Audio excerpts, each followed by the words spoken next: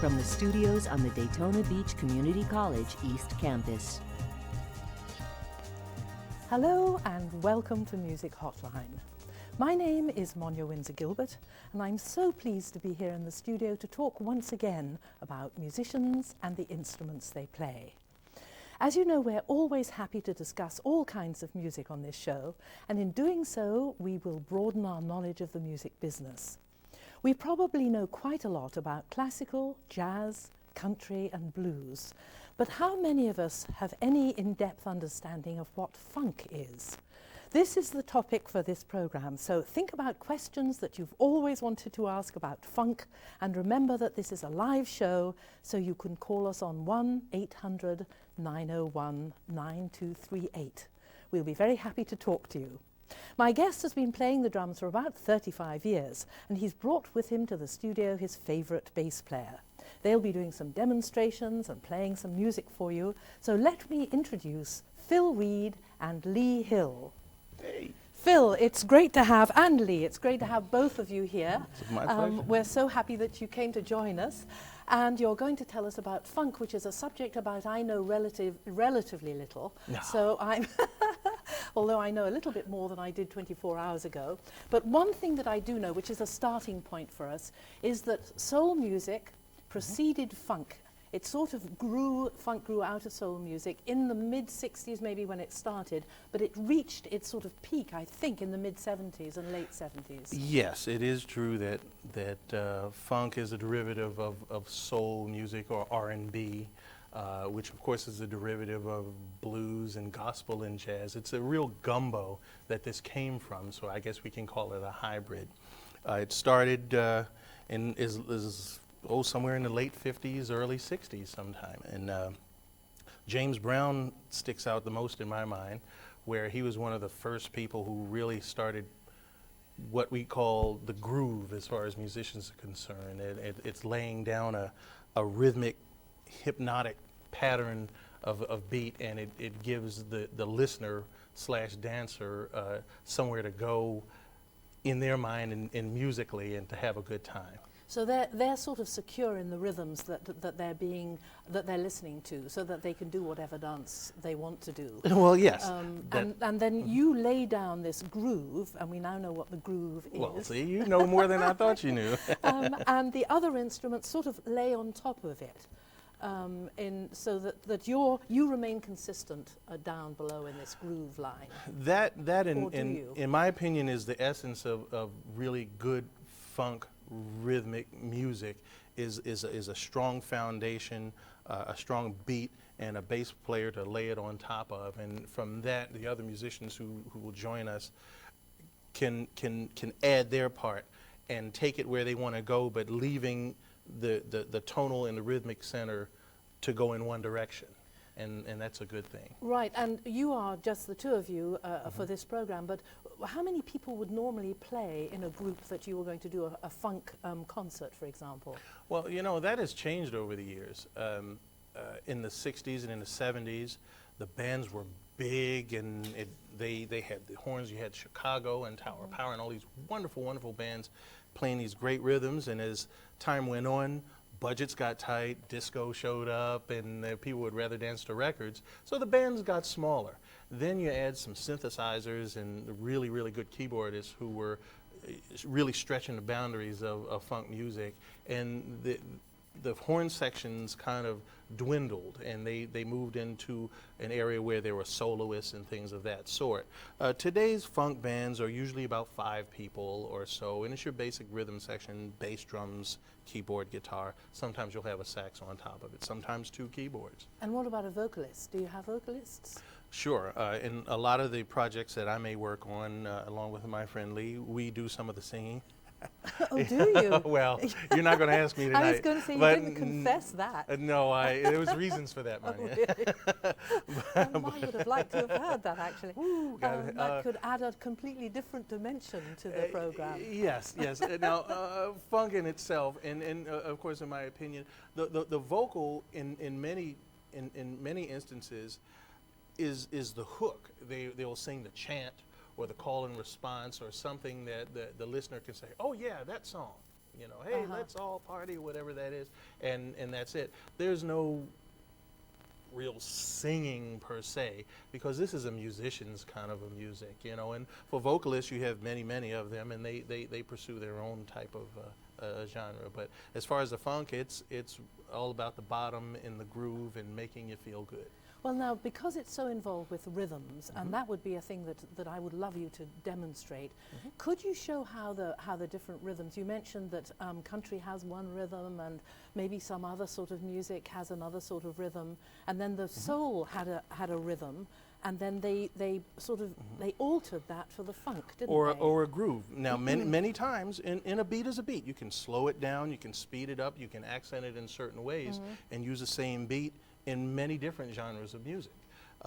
One advice that I give to a lot of the students that I may speak with is, you know, don't ever classify yourself as, well, I'm a rock drummer, I'm a jazz drummer, I'm a this, I'm a that. You're a drummer.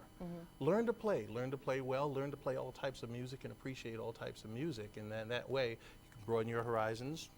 Doesn't hurt in your wallet either, you know, when the groups start calling you to say, hey, you know, you can do everything, I need you to come play with me tonight. These rhythms, some are distinctly, say reggae, some may lend themselves more to gospel, some are funk oriented. The funk type grooves are more bass drum, 4/4, meaning, you know, 1, 2, 3, 4, very predictable. Where's the repetitive. accent on 1 and 3 or 2 and 4? 2 and as 4. A matter of fact. Okay. Yeah, if you notice, a lot of the tracks for the songs that are out today may have accents on 2 and 4, where the hand claps go da na da da na, 1, 2, 3, 4, and that's where the hand clap is, and therefore it's almost like a blueprint for the dancers, or for those who don't dance well. I might be one of those people, but but I need a blueprint. No, yeah, you know, but yeah, that would be the blueprint. So some of the characteristics of a funk music is a bottom, heavy bass drum, bass guitar, accents in 2 and 4, which come in the form of hand claps, snare drum, tambourine sometimes. Right. Well, I want to know about the 3 against 4. So you're going 1, 2, 3, 4, and somebody else is going ba ba ba ba ba ba ba in triplets. Now, how does that happen? Because that's important, apparently. Yes, James Brown and I, in my most humble opinion, is got to be the genius of a lot of this. He experimented a lot in this genre, where he would lay one beat in 4, and then he would have the guitars play counter rhythms against it, and it would become this hypnotic driving gumbo of sound that you can't escape. Yeah, so much syncopation. Yes, another one of my favorite types of music would be Motown, which had 3 guitars, and they often played counter rhythms. You had one guy who did the chank, which was on 2 and 4 a lot of times, and all he didn't really play. He just struck the strings in the note of the song. The other guy picked a note. The other guy played the lush, more fruitful type notes and chords. So between the 3, they had 3 rhythms, and then you had the beat. Right. Well, we have a phone call. Which is great, so soon indeed. Welcome to Music Hotline, caller. You are on the air. Hello. Hi. Can you hear me? I can hear you. I've waited a long time to listen to you play live on TV. Okay. I know you're very talented. My name is Donald. Hi, Donald. How are you? I'm doing fine. I used to work with you a long time ago. Oh, great. And I know when I was working with you, I knew you were very talented. You're a very good music a good music player, and I missed you at several places going to listen to you play, and I hope you play soon, because I want to listen to you live on TV play, Phil. Well, you know, you're good for my ego, Don. That's all right. I no pressure there. No. I've heard a lot of good things about you, Phil. We used to work together. Oh, I know musically? I can't say where we used to work together, but I always tried to go out to hear you play different places, and I missed hearing you play. But I've had some friends that went to listen to you play, and they said you were fantastic. Well, he'll have to find you somewhere when you're yeah, playing. you got a gig? But I tell you what, Phil, you are going to do a little bit of playing in the studio. Yes. And maybe this might be a good moment for it. If you'd like to do something with Lee. just for a couple of minutes? Sure. And then he will reach his goal of seeing you play on TV. Well, Don, you're way too kind. My good friend and musical partner in crime, Lee Hill, we're going to try to lay a few basic things. I guess what we're going to do, we're going to pull something from the repertoire that we do. Very simple things to show what the tight relationship between the drums and the bass can be. My bass drum, his bass guitar, those notes are going to dance in and around each other. Sometimes they'll hit on the same note, all the while keeping 2 and 4 on the snare. Once again, the guideline or the blueprint for many people is the hand clap on 2 and 4. So that's what we're going to do. You want to try a little bit of a Caribbean Queen? Sure. From the me. From the me.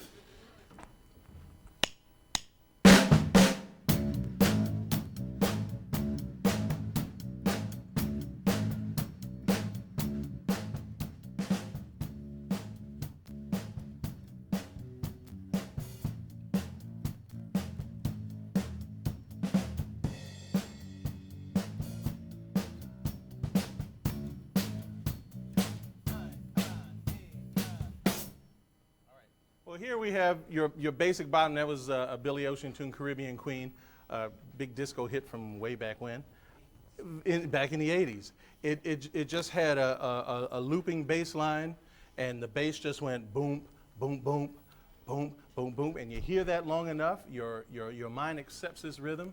Your mind accepts this rhythm. You start to think about it. Your brain tells your soul and your arms and legs, hey, I like this, and then your arms start doing this, and your shoulders start doing that, and you start moving. And that's how it is. It's a loop, and it's hypnotic. It sounds actually wonderful. Is that what you would call a melodic bass line, or is that a different thing? Because I noticed that somewhere in my notes it said, and they sometimes put a melodic bass line in. Yes, there's some bass lines that have a hook. Now, a hook is what? I missed that. Sorry, if you told everybody. A hook is a signature collection of notes that may be repeated throughout the song, okay, that hang in your mind. Okay. So, I recognize something that song. about the song that you recognize that song. Yeah, you know that song? I don't remember it, but they go like, na na na na. Well, you remember the hook. You may not remember the song. Okay. Now tell everybody what a riff is, because a riff is slightly different, and I thought that's what a riff was, but it isn't. Well, let me think about this. Now, you could riff. You could sing in a hook, I guess. Well, you could, and you yes. can sing, of course, singers riff all the time. A riff is, well, not necessarily done by drummers, but a bass player could riff, or any melodic type instrument. It's a quick several note departure of the basic idea of the song. You think you could do a riff? You got a riff in there somewhere? I'll find a riff. Sure.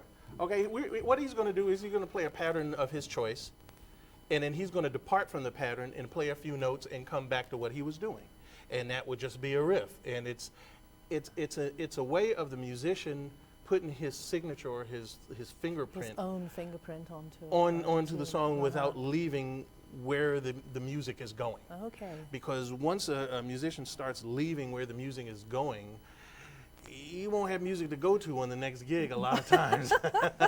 So you have to keep it where it belongs, which will lead us to another term, in the pocket. You keep it in the pocket. You kind of keep things where they belong, right, and every now and then jump out. You may riff here and there. Well, now before Lee does his riff, we have another phone call, which is really nice. So welcome to Music Hotline Caller. You are on the air.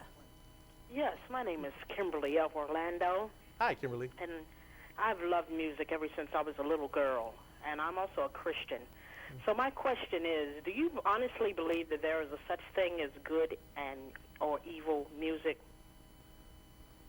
I think there are good or evil people. Music is music. Where you decide to play it is entirely up to you. The music is the music. The lyrics, I may have issue with, or you may have issue with. I'm listening to a lot of the gospel today, Kirk Franklin and the like, and in my opinion, there's not a lot of difference between the music itself and then what everyone else is listening to. Of course, it's spiritual and it's uplifting and it has plenty of praise. So, do you call it gospel or do you call it funk? What do you call it? Is she still there? I'm not sure that she is still there. Thank you very much for your question anyway. And let's just continue with Lee and his riff. You have to understand that there are two separate things, the riff and the hook. The riff is the body of the song, and the hook is the recognizable portion of the song. The part of the song that lets you say, oh yeah, that song, I remember that song. For instance, let's say even the song we just played, it's Caribbean Queen. We'll play the riff first. This is the riff. And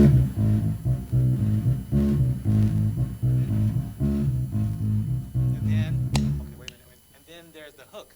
The hook is the part where the voice is like, Caribbean Queen, da, da, da. Oh yeah, that song. And that's here.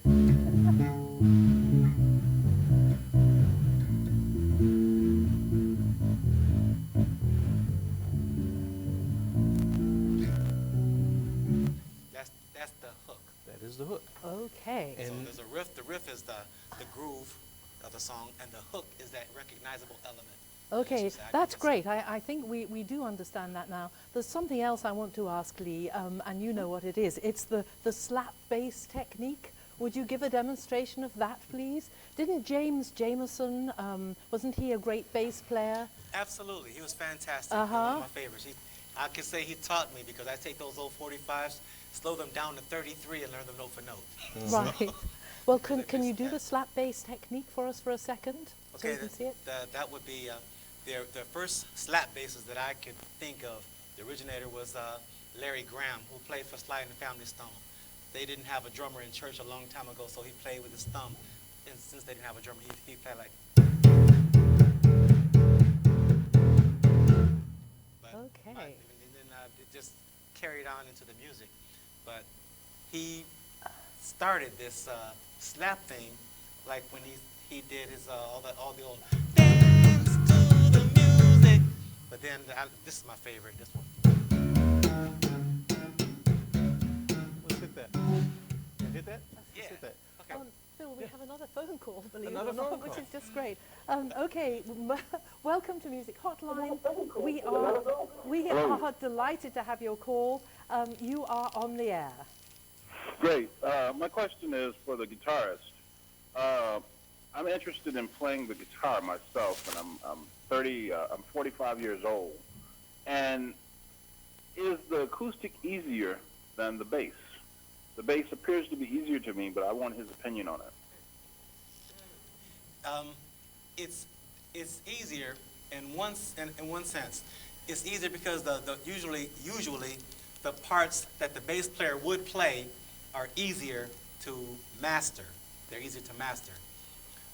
But that's not saying that bass is easy, because some bass players have become quite proficient, and you hear these guys play. They're so fantastic. You'll want to play guitar instead of playing bass. That is true. But as far as is bass easier than guitar, I'd have to say no, because it depends on how much effort you put into your instrument, how much time and effort you put into your instrument. If you want to play it and play as simple as possible, guitar is just as easy as ever. If you want to play it simple and not really focus on a technique, then bass is just as easy. Okay, Phil, back to you.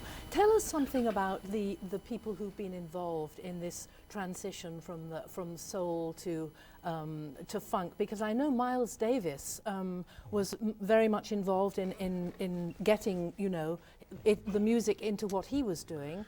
And then did Prince, I read somewhere that Prince also was involved he was interested in funk. So just in case people want to go out and buy CDs, tell them who they should be listening to. Wow. Well, wasn't ready for that one. Well, let's start with Miles. I have to say Miles Davis was one of the master musicians of our time.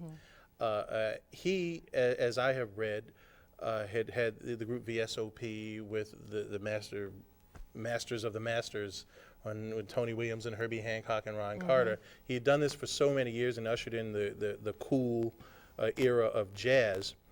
He went to a concert one time to see Sly and the Family Stone with Larry Graham, and he was amazed at the star power that these guys had, playing what they played, playing the very same thing that Lee had just played, the slap bass, the drums and the hook and all of these great things. And he wanted a piece of that. You know, he had gotten to the top of the top in the jazz world, but he didn't quite convey the electricity that he saw Sly have. And that's when he began to experiment with electronics and things of that sort, and ushered in a whole new era of what they would call fusion music. Right, well, Phil, believe it or not, we have 2 phone calls waiting. We're very popular tonight, All right, or you well, are that's anyway. okay. Welcome to Music Hotline. Caller, you are on the air. Yes, good evening. Hello. Hi. Yes, good evening. I have a question for the 2 gentlemen. Yes. Yes, I would like to know, praises to both of you. You're both great musicians. It's just a quick question. Are you both autodidacts, self-taught on the drum and the guitar? Yes, I am. I learned in the basement of my house. I think as far as drummers, and I'm not going to speak too long on this because I'm going to let Lee talk on, because his past is quite interesting also. For drummers, especially in the 70s, there was no real music program, especially for drummers in the school. You had to have that want to do it. Many drummers, young kids, learned in church. If you were fortunate enough to have a basement in your house and your parents would buy you drums like I had, and I thank them to this day for that, I got a set of drums for Christmas, and I played and played and played until I learned how to do something. There are others who didn't have drums but learned in church, and they eventually got their own drums and went on to play. I would say that, yes, I got in the high school band. I was kicked out. Teacher said I couldn't play. Oh. And I said, how can you get fired from school? I'm trying to learn here. You know, it was all too late. But I went on to continue to play and carved out a pretty good niche for myself musically, all while keeping a day job, of course. But I went on. So, no, yes, I am self-taught, and I have gone on to teach others. I do have young students. Lee can say a few. Lee, if you can make your comments a little bit brief. I don't want to cut you off or anything, but we do have another phone call after. And we're just getting to the end of the show as well, and I want you to play, but do tell us. I'm not self-taught. I'm classically trained in single reed woodwinds, and My I play goodness. upright bass. But you can't learn this funk in school. No. You got to live it. You got to graduate from the college of the streets. But did your classical training, did it hold you back or did it help? I think it helped. Yes, It I'm helped. glad to hear you say that. Yeah, it totally helped. You know, you actually, you can feel what you're doing. If you're not trained, you feel what you're doing. But if you're classically trained and you understand the mechanics of the music itself, you can actually explain to yourself and you know what you're doing and why what's happening is happening. Right. Right. Okay, let's go to our other phone call. Welcome to Music Hotline. Caller, you are on the air. Yes. This is for the drummer, question for the drummer. Yes. I'm Nick. I'm calling from Lake Mary. I've been listening to Dave Matthews Band a lot, and I've been playing the drums for like 4 years. Mm-hmm. I've been listening to Carter Buford. He's one of my real big influences, and I was just wondering what some of your influences were. Well, there's 2 lines of thought there as far as my influences are concerned. I love drummers who are chameleons that play with everybody. You have your Steve Gadd, Harvey Mason, and those guys who play with all different types of groups. Then you have your Carter Bufords or your Dennis Chambers, who is probably technically one of the finest drummers ever. It's raw power, it's chops with attitude, and the guy is all over the place. But you know, to play in a regular band, he would probably just overshadow everybody because everybody's coming to see him. Even though he did play with Parliament Funkadelic in the early years and lays down some very solid grooves. But I really like the musicians who are chameleons who play with everybody and take on a new face wherever they go. And Funkadelic is a band that is still going today. Can people get their CDs, or is it an older band? Well, in the 70s, they had a following of about 8 million people, and it was, once again, a gumbo, some retired James Brown players and a bunch of everybody who got together and just made a whole new genre within the funk business. They've moved on. Okay, Phil, Yes. I'm going to do my closing announcement, and then I'm going to ask you if you would be kind enough to play us out, because we haven't done a lot of playing because you've been very interesting, and I think the viewers have really enjoyed hearing some of the in-depth details about this funky world that you live in. Well, you're the authority now. Well, I know quite a lot now. Phil and Lee, thank you so much for coming. You've certainly given us a lot of information about the world of funk and played some really funky tunes for us. Not enough funky tunes. Thank you, viewers, for your calling in your questions. And if you have not had an opportunity to talk to us this time, we'll be here again next week to talk about the recording industry. So from all of us here at Music Hotline, goodbye for now and see you next time. Phil. All right.